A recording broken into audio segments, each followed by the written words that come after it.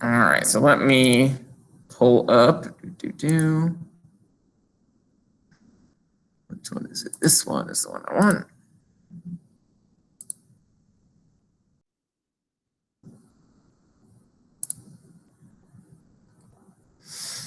All right. So like I said, first off, we're gonna jump into the Google Classroom and check out that heating curve stuff again. So we went over that on Tuesday. So if you ever want to go back and look back at the notes themselves, they're right here under the November 3rd Tuesday notes on heating curves.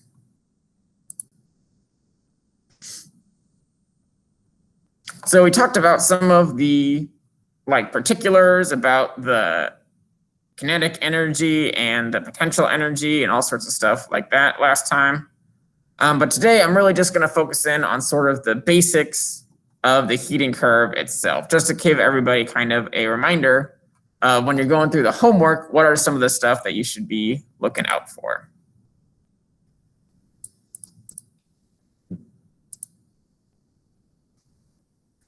So here we have our heating curve. And I know the one on the homework looks a little bit different, which might be what's throwing some people off. But it's made of the same basic set of lines, right? We have a line that is starting off going kind of up diagonally, and then a flat line, and then a line going up diagonally, and then a flat line, and then a final line going up diagonally. So even though they might be a little bit different size on the homework heating curve, they represent the exact same things. So on the homework, all of these different little corners are labeled, right? We have A, B, C, D, E, and F. And so the questions are either things like, what state of matter are we in at this point? What's happening in between these 2 points? What temperature is it at this point? So I'm going to address the temperature first, because that was something that was tricking up a lot of people. So on the homework graph, the temperature is not specifically labeled over here on the side, right? It's just kind of a blank line. But if you remember from the notes when we went over on Tuesday, I mentioned that this heating curve and the homework heating curve are both the heating curves for water. And so even though the temperature isn't shown on the homework heating curve, the changes, these phase changes, happen at the exact same point, at the exact same temperatures for water, whether or not you're on this curve or the other one. So the way that we can read our heating curve is by talking about what state is a piece of matter in at that point on the curve, or what phase change is that matter going through. So remember, a heating curve is just a temperature taker, a thermometer of some kind, stuck into a piece of matter that is being heated up over time. And so if that piece of matter is water, like it is on this heating curve or on the homework heating curve, it starts off as a solid down here at the very first point. And it's a solid that is getting warmer over time, right? We put it on the stove or something. So heat is going into that solid piece of water, that ice. Eventually, that ice hits 0 degrees Celsius. And 0 degrees Celsius is the melting point of ice. So the ice starts to melt at 0 degrees Celsius. And remember, one of the big things that we talked about with our heating curves last time is that when you're going through a phase change of some kind, when you're either melting or boiling or condensing or whatever's happening, our temperature stops going up. we get that flat line going across because those particles aren't moving faster, they're moving away from each other.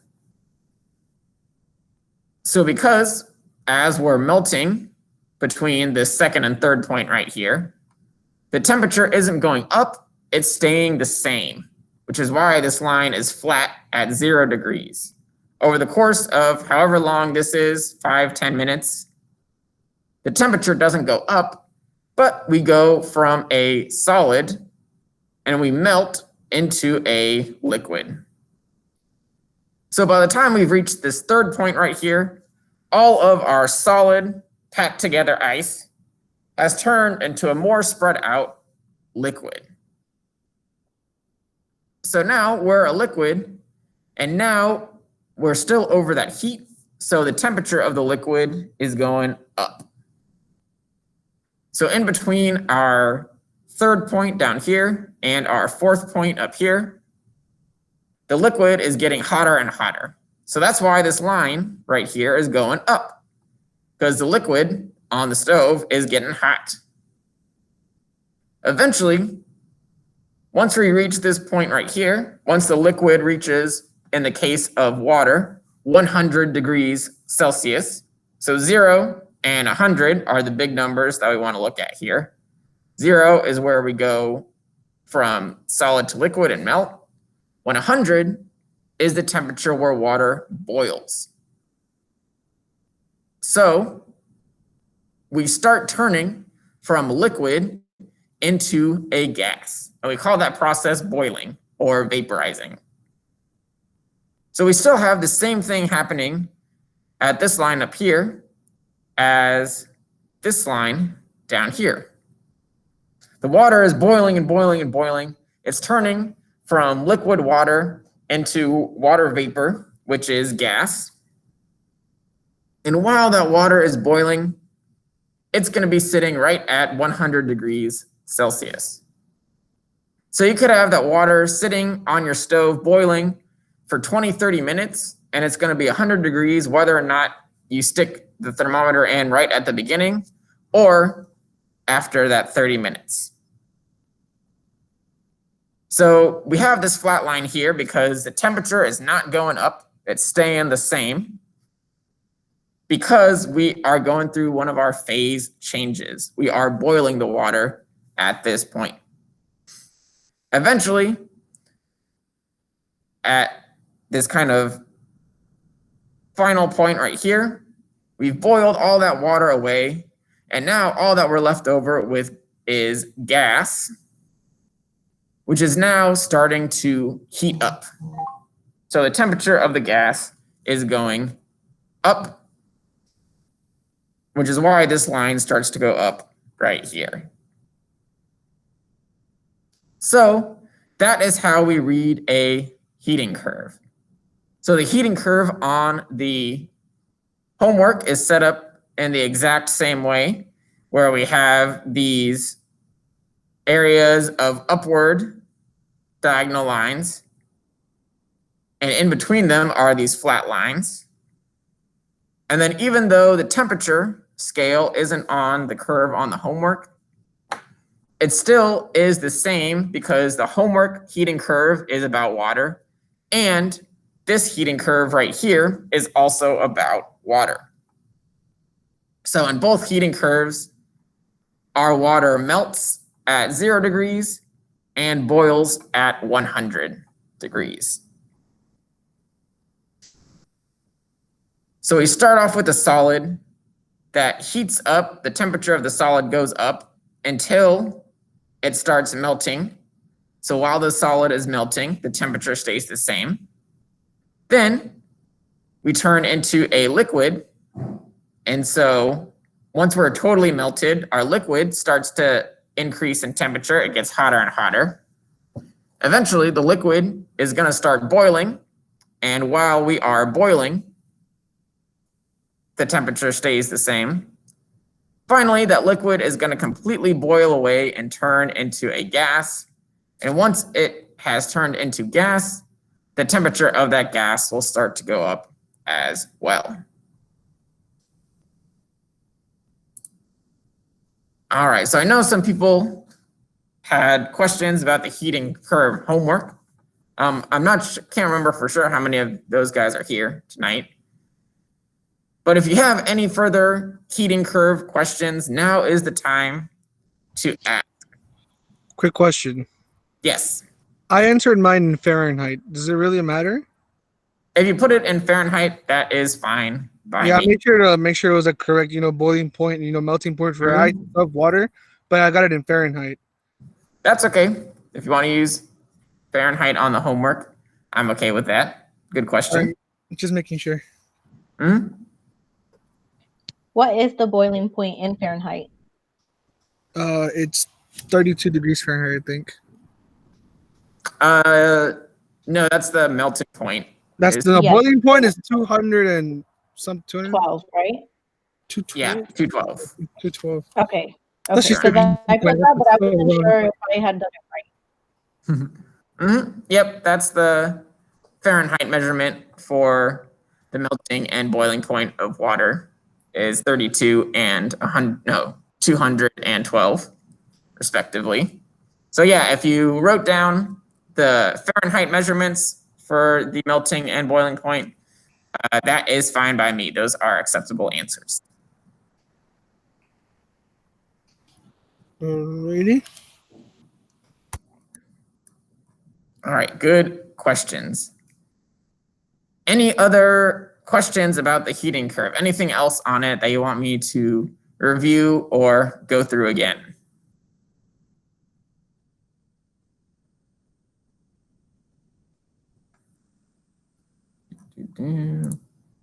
So for question number 2, it says, what is happening to the temperature between point B and C? Where is the energy from the heat doing to the ice cube?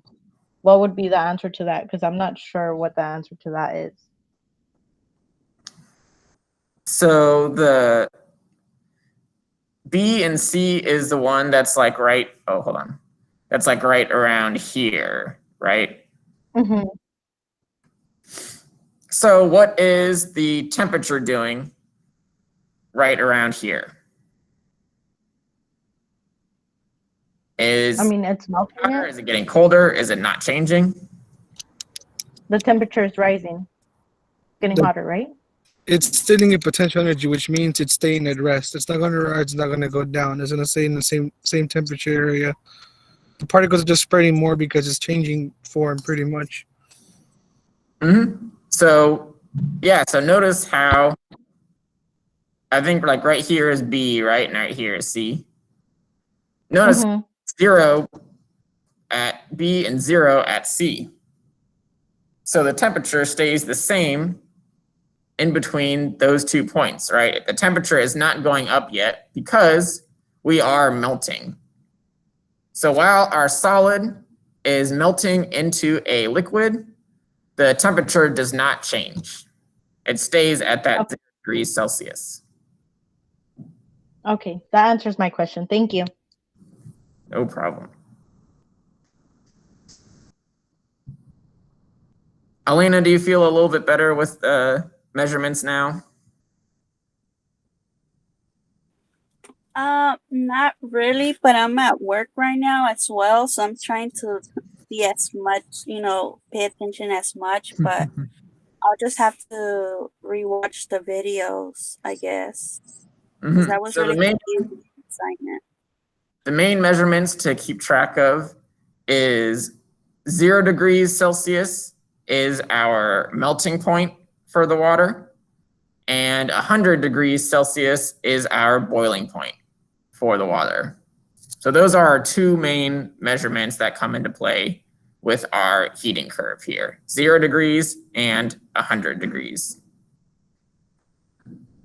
Okay. Is it okay if we make a change to our homework? Yes, if you already did the homework and turned it in, but after I went through it, you realized that there is some stuff that you could have done better, you are absolutely fine to go back to it and change some of your answers. That is fine by me. Okay, great. No problem. All right. right, so I am recording this part of the class, this review section as well, just in case you want to go back and watch it again sometime later. So just to keep that in mind too. But does anybody else have any heating curve questions? Anything that they're still not really sure what's happening at a certain point or anything like that?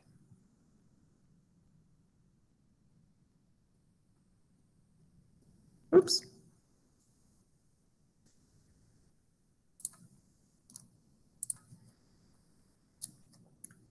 All right. Well, again, if you ever do have any questions, feel free to reach out and ask. Annette, I have not looked at any of the heating curve homeworks yet. I figured that I would wait until after we go over the review, like we just did here, so that if people want to go back and change their answers, they are welcome to do so. So most of the other homeworks from earlier this week, like the solids, liquids, gases one, I have looked at and graded already. But the heating curves one, I have not looked at for anybody yet.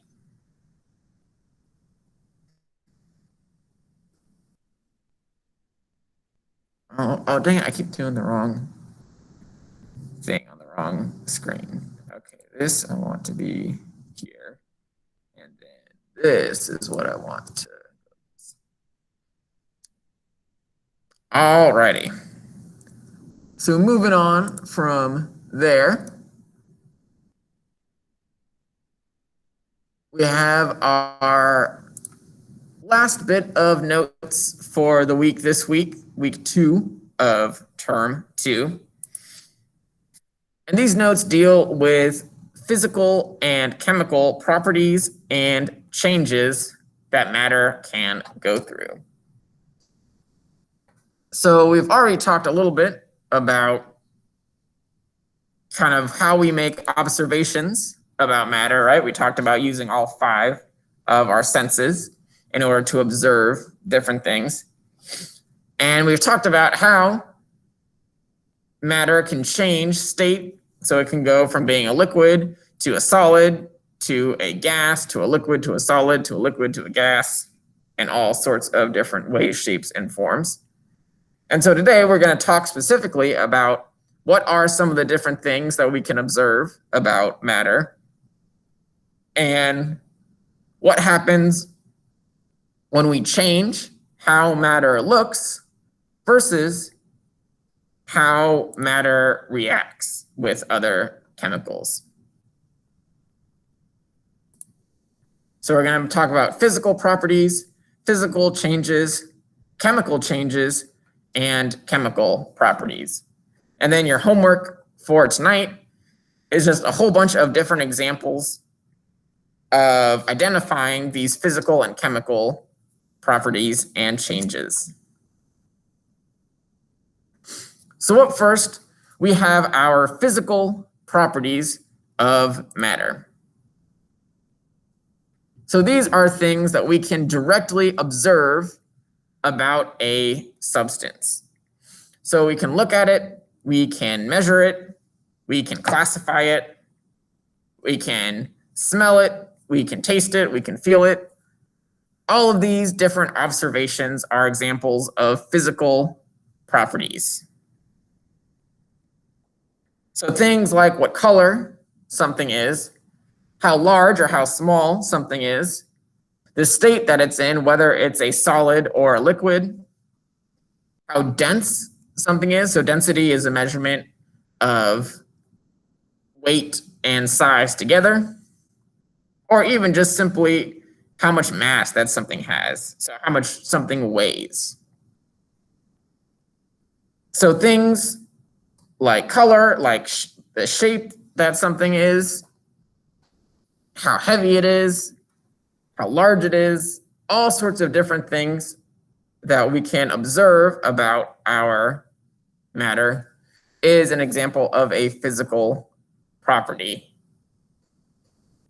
So obviously, like we mentioned the other week, observations are not just sight, although that is what a lot of people tend to think of, but also sometimes certain matter comes with certain smells or certain sounds or textures And these could all be physical properties of that matter.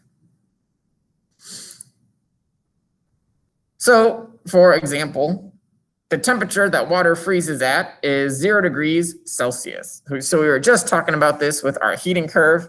So that is a physical property of water. That is something that we can measure about water, is that when it starts to freeze, that means that it is at 0 degrees Celsius. This plastic bottle down here, we can see straight through it. And if we felt the plastic, it'd feel very quickly, and like plastic water bottles, you can pretty easily like squish down just with your hands, right? So that is some physical properties of this plastic water bottle. Again, using some of our different senses of sight and touch to tell us information about what we are observing. These big metal plates right here are very hard, right? They're not soft and squishy like the water bottle or like a pillow. They're hard and heavy. So if you tried to pick one of these up, it would probably be a little bit of a workout. You can also even say that this metal is kind of shiny and gray colored. All of those are physical properties of this metal. So it's things that we can see and feel, things that we can describe and measure about our matter. And then finally, this fruit down here, obviously definitely would not recommend trying to eat it. And the way that you can tell that something's gone bad on your counter or in your fridge is that it starts to smell kind of off. It tastes really gross. If you feel it, it's probably really like mushy and squishy and yucky.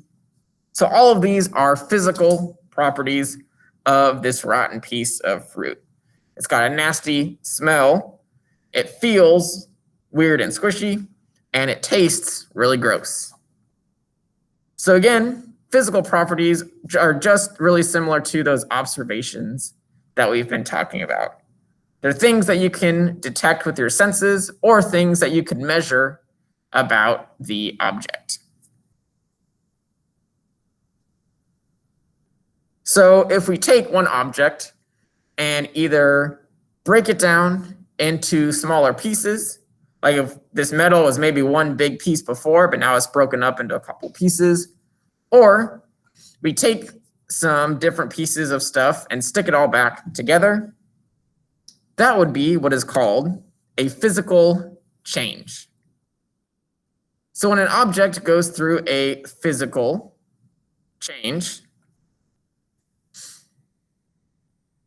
this is where we change the form of a substance. So we change what something looks like without changing its identity, meaning we don't change what it is. We start and we end with the same chemicals, the same substances. So all of its physical properties all remain the same, well, besides maybe size. But things like color and texture are going to remain generally the same. But we end up with it just looks maybe different than it did before. So again, physical change is all about start off with one thing, end up with the same thing in a way that just looks a little bit different. So like shredding up a piece of paper, for example, if you tear it up into pieces, now you have a whole bunch of little pieces of paper, but it's still paper, right? Your paper didn't magically turn into something new when you tore it up into pieces. It just became smaller. So melting or going through any of our phase changes is still a physical change, right? If you take frozen water and you melt it down into liquid water, it's still water. It just went from being ice to being liquid. If we take that water and boil it or vaporize it and turn it into water vapor or gas, that's still water in the air. It just is now even smaller separated particles compared to the liquid that we had before. So whether you melt it or whether you boil it, it's still water. We didn't change what substance we had. We just changed its form. We changed a little bit of what it looks like. So something like if we take a whole bunch of wood and shove it through a wood chipper, it's turned into tiny little specks of sawdust on the other side, right? Tiny little chunks of wood. But it's still wood. This is wood. This is wood. It's all wood. It has the same general properties of wood going into the wood chipper as coming out of the wood chipper. It just looks a little bit different. Instead of being all together in one big long stick, now it is all separated into millions of teeny pieces. But it's a physical change because it's still wood. We started off with wood, we ended up with wood. Boiling water, I already talked about. If we take liquid water and boil it into water vapor, we started with water, we ended with water, it just changed form, it changed shape a little bit. Even dissolving something is only a physical change. So if you take some sugar, right, and dump it into water, or dump it into like your coffee or your sweet tea, and you swirl it around, and magic, the sugar is all gone. But when you drink that coffee or when you drink that tea, it's sweeter than it was before. That's because the sugar is still there, right? You added the sugar to your coffee for a reason. You wanted to make it taste good. But it went from being in big, blocky sugar particles that we can see down to teeny microscopic sugar particles that are too small to see, but they're still there. So we go from big pieces of sugar to tiny pieces of sugar, but it's still sugar. The reason that it tastes sweet is because there's still sugar in that drink. It just went through a physical change, and now it looks a little bit different than it did before. So a physical change is all about having something go through some sort of change, but still being the same substance on the other side. You just changed something about how it looks or how it's shaped or structured. So wood is going into the wood chipper, wood is coming out of the wood chipper. Water went into the pot, water vapor is coming out of the pot. Big pieces of sugar went into the water and got changed into tiny pieces of sugar inside of the water. We're not changing the substance itself, we're not changing the chemistry or the chemicals going on in our substances. We're just physically changing the shape or the size of our matter, of our substance.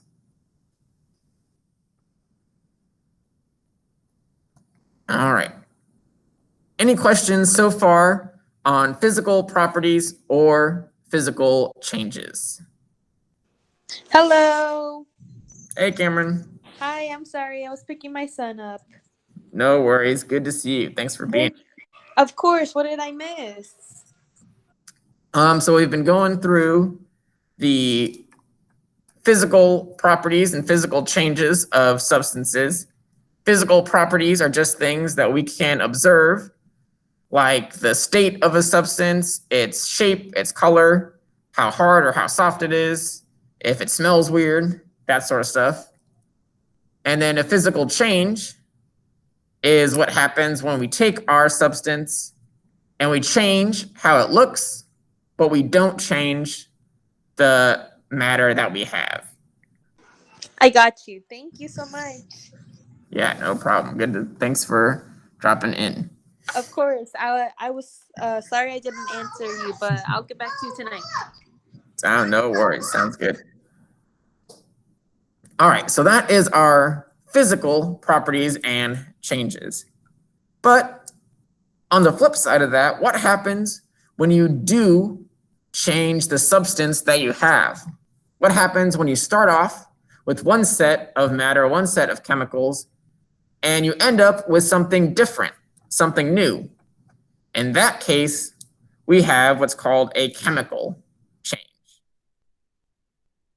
So in a chemical change, we do change the identity of our substance.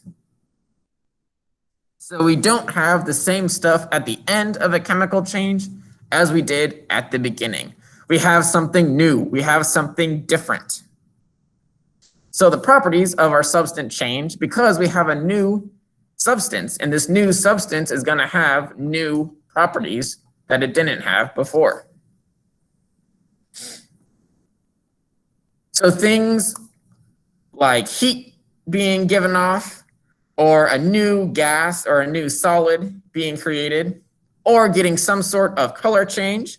So like mixing two different clear liquids together and all of a sudden they turn purple or blue. All of these could be signs that a chemical change has occurred. So we start off with one substance or one set of substances, and we end up with something different. We end up with something new that was not there before. So things like burning or combustion is a good example of a chemical change. So we have our wood, or we have our oil or gasoline or whatever it is that we're burning. And as it's on fire, it's giving off a lot of light and heat. And there's a whole bunch of smoke going up into the air that was not there before. And then you have all of that ash, all that burned and charred wood left over. So the smoke and the ash are different chemicals compared to what the wood was before, which is why burning is a good chemical change. Oh, and here we even have a picture of it. So we have light being given off, we have heat being given off, there's smoke going up into the air, and there is ash that's left over at the end of the fire. And so we have a new gas being formed in the smoke. We have a new substance being formed in the ash. Those chemicals are different from the logs that you put on the fire. So we have had a chemical change happen. Rusting is also a good example of a chemical change. So all of this brown, kind of crusty stuff forming on these iron links right here is a chemical called iron oxide. So when iron or other metals sit out in the air too long and interact with oxygen, which is the gas that we breathe in order to survive, the iron and the oxygen go through a chemical change together and form a new substance, a different substance called iron oxide. So whereas the iron is a shiny silver metal, the rust is this brittle, orangey, crumbly type of substance. So it's different than the iron or the oxygen that was there before. So we've had a chemical change occur where the iron and the oxygen have reacted together to produce this new substance, this new chemical. And then even another good example of an everyday chemical change is when you put like alcohol, so like these days we usually use like Tums or something, but the old days they had the Alka-Seltzer that they drop into the water and would drink in order to help kind of like calm your stomach, right? And so when you drop that Alka-Seltzer tablet into the water, all of a sudden you start getting all this fizzing going on. You're getting all these bubbles up here in your water. And that's because there's a chemical change going on between the water and the Alka-Seltzer tablet that's creating all of this new gas. So there's gas being formed that was not there before. It's a new substance that's being produced in the form of gas. So we know that a chemical change has happened. We're getting some sort of new substance being produced that was not there before. So whereas our physical changes were all about having one substance and then still having that same substance, but just looking a little bit different, chemical changes are all about having some sort of new, different substance at the end of the change. So we no longer have the same stuff that we started with. We have something new. We have something different with different properties and maybe with some heat or some gas being given off along the way. So that's sort of that major difference between the physical change and the chemical change. The physical change just changes a little bit about what something looks like. A chemical change changes the chemical makeup of that substance. So then finally, we have our chemical properties. So a chemical property is essentially just a description of how likely a substance will go through a specific type of chemical change. So it's saying how likely is this substance going to go through this specific type of chemical reaction. So like flammability. So how likely something is to catch on fire. So like a chemical property of my notebook right here would be that it is very flammable, right? It's made out of paper. Paper catches on fire very easily. Same thing with like oil or gasoline or alcohol. All of those are very flammable. They all catch on fire very easily. Whereas something like the plastic table that my computer is sitting on, or this glass window behind me, not very flammable, right? You can't really set plastic on fire that easily. You can't really light that glass on fire. So those would be chemical properties of those substances. Either they're likely to catch on fire or they're not likely to catch on fire. You can also have reactivity, which is just how easily do certain substances react with other types of substances in the world. Some matter is very reactive. It'll very quickly undergo these chemical changes, these chemical reactions. Some matter is very non-reactive. It's very stable. It's difficult to get it to undergo some sort of change, chemical reaction. So a chemical property essentially just describes how likely a certain substance is to go through a specific type of chemical change. So how likely is it to catch fire? How likely is it to rust? How likely is it to react with other similar chemicals? Those would be kind of types of chemical properties.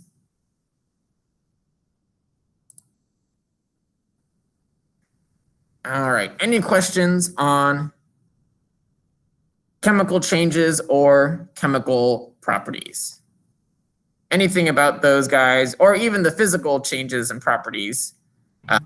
You go back and review a little bit. All right, for the one on chemical changes earlier, I like how even on the homework you put up like the wood. That's a really, really great example. I like it a lot. I was gonna ask, also like what is a living organism in general? When it goes under a lot of pressure and heat, you know, and quote unquote, the carbon makes diamonds. Is that also considered a chemical change because its properties change completely? I don't believe so. You're right that some of its like visual properties do change, but I believe that turning carbon into the form of diamonds It's still carbon. It's still a physical property because you start off with some maybe kind of like charcoal-ish form of pure carbon, and then the carbon is still there. You still have basically pure carbon. It just got changed due to that intense heat into diamond. So that's actually a good question. I don't know how much of the properties change and if it's enough to be considered a different chemical, but my gut feeling would be that that would still be a physical. It'd still be under carbon. Yeah, it feels Yeah, like because you started off with carbon and you ended up with carbon, just in a little bit different form. Also on the other one, next one on properties, reactivity. So like how fast throwing a puck of sodium into water will react, right? Yes, Really, exactly. That is a great example. really aggressive, high reactive. Yeah, so certain substances, like you mentioned, pure sodium, are super reactive. Like if they even come into contact with air or with water, then they'll start to really violently react. So that would be a super reactive chemical. Other chemicals like neon, so the gas that's in like those signs that are in like restaurants and bars and stuff, the neon signs, the gas in there is super non-reactive. It is a very, very stable gas. It's very difficult to get neon to react with any other chemical. It's very happy just being itself all the time. Is it because I'm just all of like all this information you're telling me is just bringing so many like flashbacks when I was in school for some. Like when you're telling me this about neon and then we're talking about sodium, like isn't it because is it their electrons? Their odd or even electrons that make it highly reactable and non-reactable? That is correct. And we'll actually be talking about that. I think at the end of next week, we'll actually be talking about the electrons and how they react and stuff like that. I remember neon had a full shell, so I was like, it's next to impossible to make it react with something else.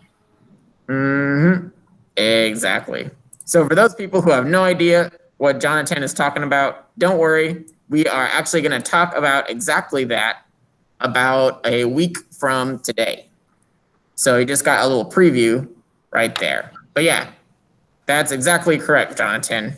It's very unreactive because it has all those electrons, whereas sodium is super reactive because it is missing almost all of its electrons. It's one. That's helium. Good point. All right. Thank you. Yeah, no problem. Anybody else have any other chemical or physical property or change questions? Anything else from the notes they want me to go back and talk about briefly?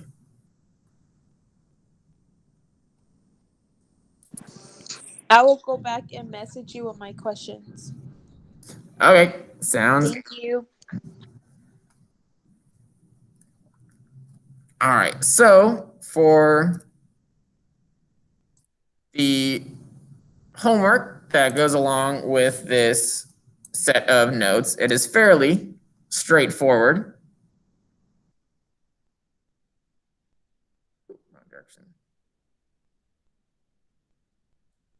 So there are 3 different parts to the homework. So the first part has to do with a piece of wood, and in the Google Doc version, it gives you like a nice picture of a little piece of wood. But in the Google form version, I wasn't able to get that picture in there. But all you have to do is list 3 physical properties of this wood, as well as a chemical property that could be displayed by the wood. So that's section 1 about these different guys, about a piece of wood. The next section, section 2, has to do with our properties. So for every single question, all you have to do is say, is this a chemical property or is it a physical property? So I think there's 8 or 10 questions about that. Yeah, 10. The next part has to do with our physical and chemical changes, but it's the exact same setup as the properties. So there are a few more of these. I think there's 18 in total. But for each one, all I have to do is tell me, is this example a type of chemical change or is it a type of physical change? So on the Google Form homework, all you have to do is click on chemical or physical for all of these. If you do the Google Doc version of the homework, then all you have to do is in these blanks right here, you just write C for chemical or P for physical.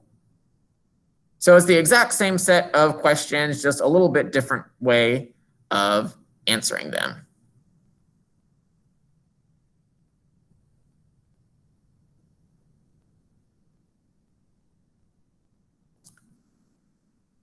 All right. So does anybody have any final questions either about the homework for tonight or any part of the notes that we went over from today?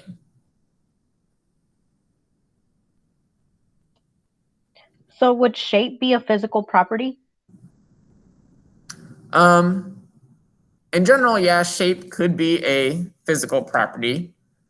That would be one of the few that might be changed by going through a physical change. So you could change the shape of something without changing what it is. But yeah, the shape of an object could be described as one of its physical properties. So yes. Okay. Good question.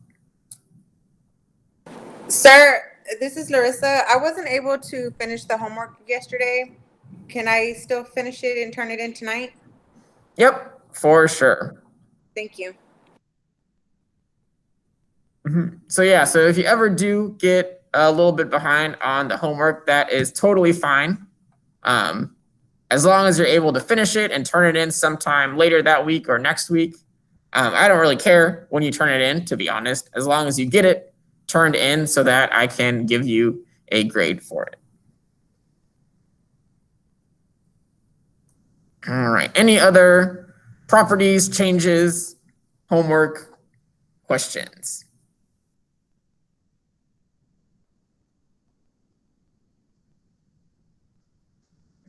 Nope, not at all.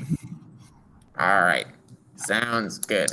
Well, again, if you guys ever do have any questions, either about this homework or about past homeworks, feel free to reach out to me. You can either text me, email me, or leave a comment on the Google Classroom, and I will do my best to get back to you as soon as I am able. Have a good weekend and a good Monday. Remember to make sure to do your daily assignment on Monday since we don't have any Google Meet classes on that day. And I will see you back here in class on Tuesday. Have a good weekend. Bye. Thank you. Bye. See you guys. Bye, Have a good everyone. one. Good to see y'all. Thank you. Have a good weekend. Bye. You too. Bye, everybody. Have a good night. You too, Fernando. Have a good one.